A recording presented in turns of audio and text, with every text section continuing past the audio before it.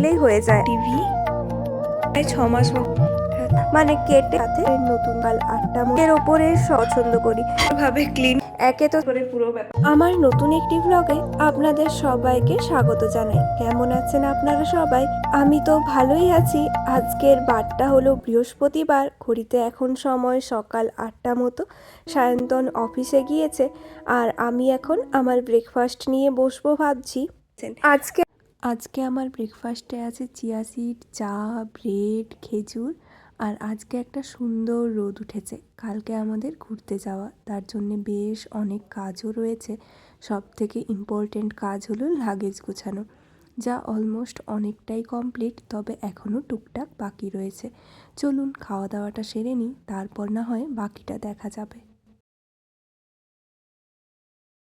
খারাপ এই হচ্ছে আমার ওভেনের অবস্থা। এই ক্লিন করতে করতে অনেক টাইম লাগবে। এইদিকে দেখুন সব কিছু এদিক ওদিক হয়ে আছে। তো এখন আমি ভাবছি সব কিছুকে সুন্দরভাবে ক্লিন করব। কোথাও ঘুরতে যাওয়ার আগে না বাড়ি পরিষ্কার করে দিয়ে যেতে ভীষণ ভালো লাগে। ঘুরে এসে আবার এত কিছু পরিষ্কার করতে যেন মাথায় আরও ভীষণ চাপ মনে হয়। একে তো থাকে এত এত জামা কাপড় যেগুলো ঘুরতে যেয়ে ব্যবহার করা হয়, তারপরে আবার চলুন তাহলে আর বেশি সময় ওয়েস্ট না করে সব কিছু ক্লিন করা যাক। এখানে যেহেতু নিজেকেই সব কিছু করতে হয়, তাই ক্লিন বলুন বা পরিষ্কার করা সব কিছু নিজেকেই করতে হবে। এখানে এরকম লোকজন পাওয়া যায় না আমাদের ওখানে। এখন যদি ইন্ডিয়াতে হতো তাহলে একজন আসবে বাসন মাজতে, একজন আসবে কাপড় কাচতে, ও বাবা। আর এখানে যেহেতু নিজেকে করতে হয়, তো চলুন তাড়াতাড়ি করে পুরো ব্যাপারটা ক্লিন করে নিই, তারপরে দেখাচ্ছি। এখানে যেহেতু ধুলোবালি ঘরে ঢুকতে পারে না, তার জন্যে এরমও ভয় নেই যে পরিষ্কার করে দিয়ে গেলে আবার ধুলো হয়ে যেতে পারে। ডিপ ক্লিন করছি না, নর্মালি একটু পরিষ্কার করে নিচ্ছি। এমনিতে স্প্রে দিয়ে ডিপ ক্লিন করতে হয়, নাহলে এমনি জল দিয়ে মাঝে মধ্যে পরিষ্কার করে নিই। যাওয়ার আগে যতটা কাজ এগিয়ে দিতে পারি ততই মঙ্গল, এসে করে ততটাই পরিষ্কার একটা ঘর পাওয়া যাবে। বেশ কিছু জামা কাপড়ও জড়ো হয়েছিল, যেগুলো কাচতে দিয়ে দিলাম। যা ঘুরতে নিয়ে যাব কিছু, আর কিছু বাড়িতেই থাকবে। আবার এমনিতেও আসার পরে প্রচুর জামা কাপড় জড়ো হবে, সেগুলো কাচতে দিতে হবে। তাই ভাবলাম একটা মেশিন দিয়েই দিই, আর সুন্দর শুকনোও হয়ে যাবে। এবারে যেহেতু আমরা 3 দিন 4 দিনের জন্য ঘুরতে যাচ্ছি, তাই খুব একটা বড় ট্রলি ব্যাগ নিয়ে যাওয়ার কোনো দরকার নেই। ছোট একটা লাগেজ নিয়েছি, যার মধ্যে সমস্ত জিনিসপত্র গুছিয়ে নিয়েছি। বিশেষ করে তো এবারে শীতের জিনিসই নিয়ে যেতে হবে, কারণ আমরা শীতের জায়গাতেই যাচ্ছি। দেখুন গল্পে গল্পে তো বলাই হয়নি আমরা কোথায় ঘুরতে যাচ্ছি। আমরা এবারে যাচ্ছি অস্ট্রিয়াতে। অস্ট্রিয়ার শুধুমাত্র একটা পার্ট ইন্সব্রুক আমরা কভার করব, আর তার জন্য 3-4 দিনই যথেষ্ট। কতটা পরিমাণে বাসন জড়ো হয়েছে দেখেছেন? এই সবগুলো পরিষ্কার করে রাখতে হবে। আমি না কোথাও ঘুরতে যাওয়ার আগে বেশ আগে থেকেই প্যাকিং করে রাখতে পছন্দ করি। না হলে যাওয়ার আগের দিনে যদি প্যাকিং করতে হয়, তাহলে মনে হয় অনেক কাজ একসাথে হয়ে যাচ্ছে, আর কিছু না কিছু ঠিক ভুলেই যাই। তাই আগের থেকে প্যাকিং করে রাখলে সব কিছু মনে করে নেওয়াও যায়, আর নিজেরও চাপ কম হয়। রান্নাঘর পরিষ্কার করা হয়ে যাওয়া মানে ঘরের কিন্তু প্রায় 70% পরিষ্কার হয়ে গেল। কারণ এই জায়গাটা পরিষ্কার করতে সব থেকে বেশি ঝামেলা হয়, আর ফিরে এসেই সব থেকে প্রথমে এই জায়গাটারই দরকার হয়। কারণ এত দিন ধরে সকাল দুপুর রাত 3 বেলা বাইরে খেয়ে খেয়ে আর বাইরের খাবার খেতে ইচ্ছে করে না। তখন মনে হয় ঘরে এসে যদি একটু ডাল ভাত আলু সেদ্ধ ডিম সেদ্ধ পাওয়া যায়, সেটাই অমৃত মনে হবে। তাই এসে না এসেই শুরু হয় রান্নার খোঁজ। রান্না হয়ে যাওয়ার পর এবারে গোছাতে হবে খাওয়ার টেবিলটা। এখানেও উল্টোপাল্টা জিনিসে ভরে রয়েছে। আর এদিকে কিন্তু আমি মাঝে মধ্যে এই টেবিলে খাওয়া হয়, আর মাঝে মধ্যে আমরা টিভি দেখতে দেখতে সেন্টার টেবিলেই খেয়ে নিই।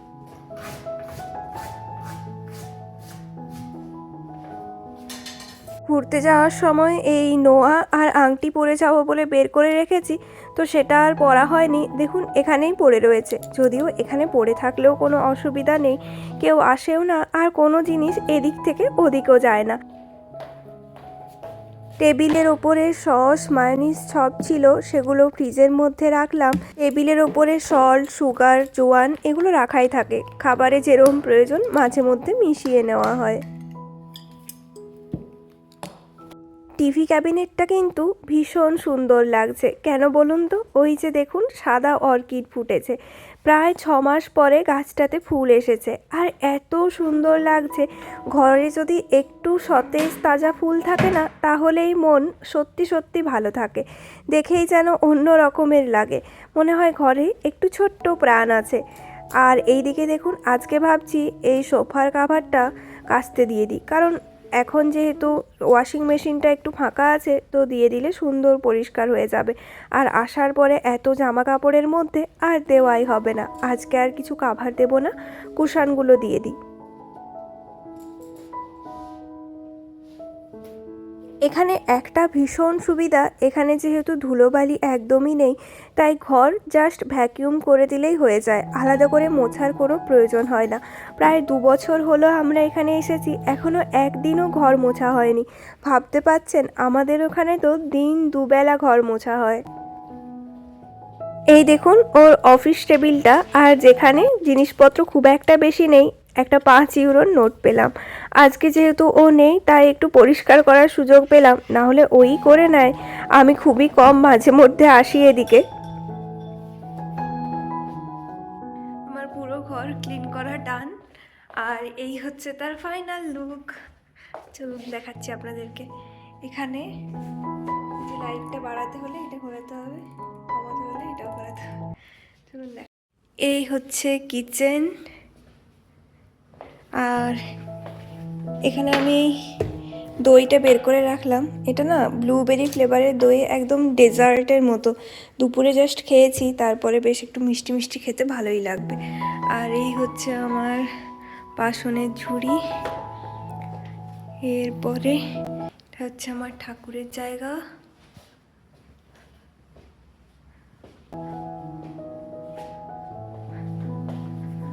এই দিকটাতে প্রচুর জিনিসপত্র আছে।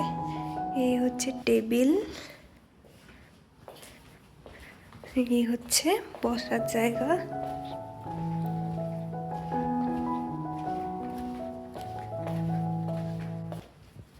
আর এই যে টিভি। এই অর্কিড গাছটাতে ভীষণ সুন্দর ফুল এসেছে, অনেক দিন থাকে ফুলগুলো, প্রায় 6 মাস মতো থেকে যাবে। এই দুটো গাছ, আর এখানে ওর কাজের জায়গা। আজকে যেহেতু অফিসে গেছে তাই বাড়িতে নেই। আর এখানে আমার ল্যাপটপটা আছে, আর এই হচ্ছে ট্রাইপড, যেটা দিয়ে আমি ভিডিও বানাই। আর এই হচ্ছে ফাইনাল ঘর, রান্নাঘর, বেডরুম সব কিছু পরিষ্কার করে যাওয়ার জন্য সমস্ত কিছু গুছিয়ে নিয়েছি। আর জাস্ট টুকটাক কিছু জিনিসপত্র নিলেই হয়ে যাবে, যেগুলো লাস্ট মিনিটে নিতে হয়। এখনের মতো আমার কাজ শেষ, চলুন তাহলে এবারে লাঞ্চ সেরে ফেলি। আজকের লাঞ্চে আছে চেরি টমেটো, লেবু, লঙ্কা, ভাত আর চিকেন। যদিও ভাতটাও আমি একটু অন্য পদ্ধতিতে বানিয়েছি, আর চিকেনটা বানিয়েছিলাম করিয়েন্ডার চিকেন, আর ভাতটা বানিয়েছি জিরা রাইস মতো, যদিও একটু কাসুরি মেথিও দিয়েছি। আর এত সুন্দর একটা ফ্লেভার আসে। সব দিন দেখবেন নর্মাল ভাতটা খেতে ভালো লাগে না, সেদিন এরম ফ্লেভার দিয়ে খেতে পারেন, বেশ অন্য রকমের একটা স্বাদ আসবে। এখানে তো ফ্রেশ চিকেন সেভাবে পাওয়া যায় না, ফ্রোজেন পাওয়া যায়, কিন্তু তাও এর স্বাদ কিন্তু ভীষণ ভালো হয়। একদম ফ্রোজেন না, আমরা একটা টার্কি সুপার মার্কেট থেকে চিকেন নিই, আর যেখানে কিন্তু মানে কেটে প্যাকেটের মধ্যে নর্মাল টেম্পারেচারে রাখা থাকে, চাইলে সঙ্গে সঙ্গে কুক করতে পারেন সেই অবস্থায়। তো চিকেনের স্বাদও ভালো হয়, আর বেশ তাড়াতাড়ি রান্নাও হয়ে যায়। কী যে অপূর্ব খেতে ছিল আজকের লাঞ্চটা, সত্যিই অসাধারণ।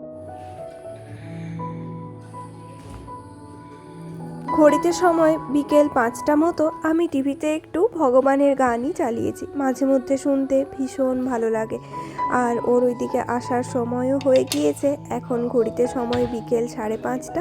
তাই ভাবলাম একটু স্যুপ বানিয়ে রাখি, এই ঠান্ডার মধ্যে এসে গরম গরম খেতে বেশ ভালোই লাগবে। একটু চিকেন স্যুপ বানিয়েছি টুকটাক কিছু সবজি দিয়ে, গাজর, বিনস, ব্রকলি, সাথে অল্প পরিমাণে চিকেন। চলুন তাহলে এটা দিয়ে দিই, আর তারপরে বানাবো চা। এই শীতকালের সন্ধেগুলোতে চাকে না ভীষণ বেশি মিস করি, আর খেতেও ভীষণ ভালো হয়। তাই প্রায় দিনই দুধ চা বানিয়ে খাওয়া হয়। আর দুধ চার সাথে আজকে তো আছে একটা ভারতীয় খাবার, আমাদের টোস্ট। ইন্ডিয়ান দোকান থেকে অর্ডার করেছিলাম, ভীষণ ভালো খেতে, একটা এলাচের ফ্লেভার আছে। তাহলে চলুন আজকে আমার ভিডিওটা এখানেই শেষ করছি। যদি আমার ব্লগটা আপনাদের ভালো লাগে তাহলে অবশ্যই একটা লাইক, কমেন্ট, শেয়ার করে দেবেন। দেখা হবে পরের নতুন ভিডিওতে। টাটা।